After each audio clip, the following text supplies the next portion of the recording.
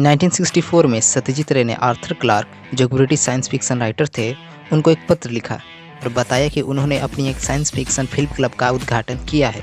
Clark रे की फिल्मों के बड़े प्रशंसक रहे हैं। इसके बाद उन्होंने रे से मिलने की बात कही और दोनों ने लंदन में एक मीटिंग रखी। रे ने वहां उनसे एक फिल्म बनाने की इच्छा जताई। इस फिल्म को बनाने से पहले सत्यजीत रे ने पाथेर पंचाली, अपराजितो, अपूर्व संसार, देवी जैसी सुपरहिट फिल्मों को डायरेक्ट किया था। आर्थर क्लार्क को यह आइडिया पसंद आया और उन्होंने कोलंबो में अपने दोस्त लेस्टर पेरिस और उनके करीबी मित्र माइक विल्सन से की। 1966 के अंत में रे के पास कुछ ज़्यादा नहीं था, लेकिन कुछ शानदार विचार थे जो उन्होंने बंकू बाबूर बंधु नामक कहानी में लिखे थे, जिसमें एक एलियन बंगाल के एक छोटे से गांव के पास वाले जंगल में उतरता है और वहां उसकी मुलाकात गांव में ही रहने वाले व्यक्ति बंकू बाबू से होती है। कहानी का प्लॉट आसमान के बीच चमकती अजीब रोशनी के बारे में और निवासियों को उसके बारे में मजाकिया वार्तालाप करना था। सत्यजीत रे ने इस फिल्म का पहला ड्राफ्ट 1967 के फरवरी महीने में कोलकाता में केवल 10 दिनों में ही लिखा था। बाद में जब ड्राफ्ट रेडी हो गया तो माइक विल्सन, जो उनके ही साथ फ्लैट में रहा करते थे, उन्होंने कैरेक्टर के द्वारा गाए जाने वाले गाने को चेंज किया और बाद में विल्सन ने स्क्रिप्ट में अपना नाम भी को राइटर के साथ दर्ज करवा लिया।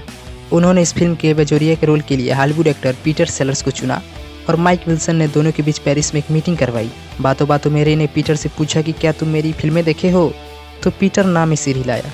उन्होंने विल्सन से अपनी फिल्म चारुलता को पीटर के लिए पेरिस में एक स्क्रीन लगवाने को कहा। पीटर ने फिल्म देखने के बाद सत्यजीत रे के पास मुड़े और कहा, why do you need me, I am not better than your actors you know. लेकिन वह बजोरिया के रोल को प्ले करने के लिए तैयार हो गए।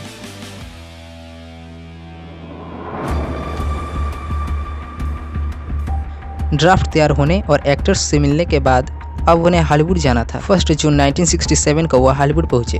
वहां विल्सन ने उन्हें बताया कि हॉलीवुड की मशहूर फिल्म निर्माता कंपनी कोलंबिया पिक्चर्स ने फिल्म के लिए सहमति जताई है। वहां पीटर सेलर्स भी मौजूद थे, जो अपनी दूसरी फिल्म द पार्टी के लिए वहां आए हुए थे।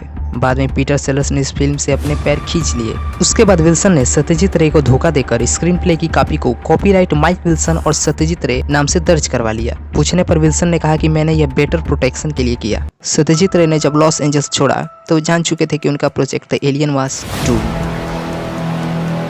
बहुत दिनों बाद कलकत्ता में एक उन्हें लेटर आया पीटर सेलर्स का, तो अक्टूबर महीने में वो पीटर से मिलने के लिए लंदन चले गए। वहाँ उन्हें पता चला कि यह प्रोजेक्ट कोलंबिया यूके ने अपने हाथों में ले लिया है। वहाँ सत्यजीत रे को अकेला पाकर कोलंबिया एक्सिक्यूटिव इंचार्ज ने उनसे पूछा कि क्या विल्सन ने आपको $10,000 दिए हैं स्क्रीन प्ले लिखने के लिए, लेकिन उन्हें एक फुटी कौड़ी भी नहीं मिली। माइक विल्सन और पीटर सेलर्स दोनों ने फिल्म से विदा ले ली तो रे को अपने मित्र आर्थर क्लार्क की याद आई।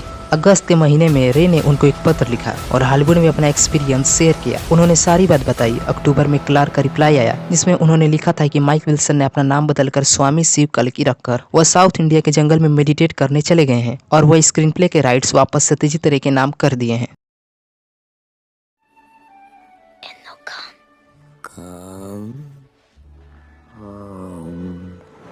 11 जून 1982 स्टीवन स्पीलबर्ग की मूवी ईटी ने रिलीज होने के पहले ही दिन ही $3 मिलियन की कमाई की और उसका वीकेंड कलेक्शन 21 मिलियन रहा। कुल मिला के मूवी ने $438 मिलियन की कमाई की और एकेडमी अवार्ड्स में 9 नॉमिनेशंस के साथ best original score, visual effects, best sound के साथ 2 गोल्डन ग्लोब अवार्ड भी जीते। आर्थर क्लार्क मूवी देखने के बाद कोलंबो से कोलकाता फोन लगाकर सत्यजीत रे से उनको द एलियन और ईटी मौजूद सिमिलरिटीज को बताई। आर्थर क्लार्क ने कहा कि आप स्पीलबर्ग पर लीगल एक्शन ले। सत्यजीत रे ने यह भी कहा कि ईटी मेरे स्क्रिप्ट के बिना पॉसिबल हो ही नहीं सकती।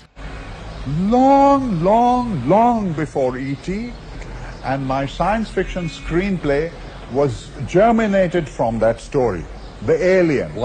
I wrote a science fiction story called The Alien. Screenplay, full screenplay, which was supposed to be financed by Columbia. That is why I spent 5 weeks in Hollywood in connection with that.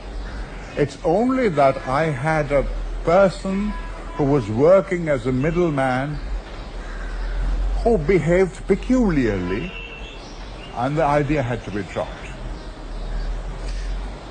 But many ideas in The Alien are in E.T. and there were mimeographed copies of my screenplay in Hollywood, hundreds of them at Columbia. Lots of people have read the screenplay. And there was a little news item in a Los Angeles paper. Some Indian boy had read the script and seen E.T. and he gave out to the press that Mr. Steven Spielberg has stolen ideas from Satyajit Ray. and Spielberg, of course, denied it. और उनकी the alien script ET के बनने से पहले ही Hollywood में available थी। जब Spielberg से इसके बारे में पूछा गया तो उन्होंने कहा कि उस समय वो हाई स्कूल में थे जब ये स्क्रिप्ट हॉलीवुड में सर्कुलेट हो रही थी, लेकिन उन्होंने झूठ बोला। उन्होंने स्क्रिप्ट चुराई थी क्योंकि 1967 में सत्यजीत रे स्क्रिप्ट लेकर हॉलीवुड पहुंचे थे और उस समय स्टीवन स्पीलबर्ग 21 साल के हुए और 21 साल का पर्सन हाई स्कूल में नहीं पढ़ता। दूसरी बात, 1969 में उन्हें नाइट गैलरी शो को डायरेक्ट करने के लिए हायर किया गया था, तो उन्होंने झूठ क्यों बोला कि वो हाई स्कूल में थे जबकि वो शोज डायरेक्ट कर रहे थे। उन्होंने ईटी के बारे में सत्यजीत रे से कभी बात नहीं की। उन्होंने तो हाई स्कूल 1965 में पास किया था, जबकि सत्यजीत रे पहली बार हॉलीवुड 1967 में आए थे। तो द एलियन ईटी की सिमिलरिटीज की बात कर लेते हैं। सत्यजीत रे की द एलियन में स्लो मूविंग 3 फिंगर्ड हैंड, जबकि ईटी में स्लो मूविंग 4 फिंगर्ड हैंड दिखाया गया है। दोनों में द एलियन के पास हीलिंग पावर थी और पौधे खिला सकते थे। लेकिन कहानी में एक अजीब सा टर्निंग पॉइंट आया जब 1983 में Columbia University of Journalism School में पढ़ रहे नसीम छाबरा, जो द एलियन के कुछ स्केचेस देख चुके थे और उन्होंने ईटी मूवी भी देखी थी, और वो दोनों की स्क्रिप्ट की सिमिलरिटीज को देखकर उनके होश उड़ गए थे। इसके बारे में उन्होंने अपने प्रोफेसर से बात की, लेकिन ये मुश्किल था क्योंकि उन्हें आर्थर क्लार्क, सत्यजीत रे और स्टीवन स्पीलबर्ग से इसके बारे में इंटरव्यू लेना चाहते थे। तो उन्होंने अपना टाइपराइटर निकाला और आर्थर क्लार्क और सत्यजीत रे दोनों को कुछ सवाल लिखकर मेल कर दिए।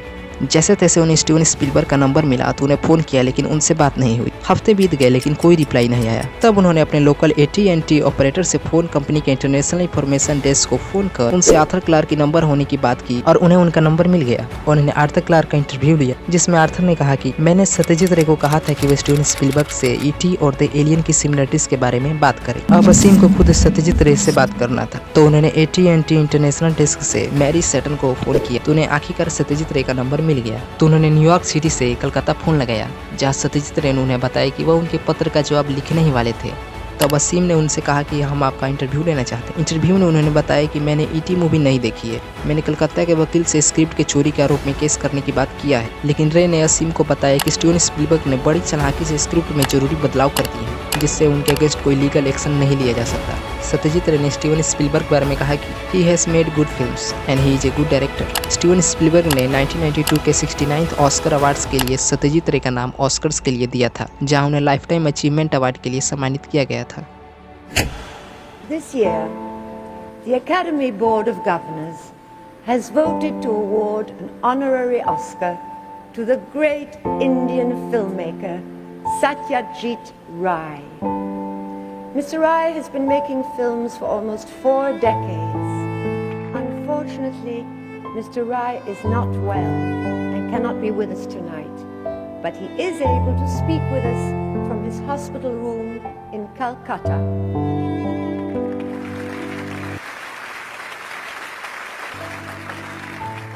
Well, it's been an extraordinary experience for me to be here tonight to receive this magnificent award, certainly the best achievement of my movie-making career.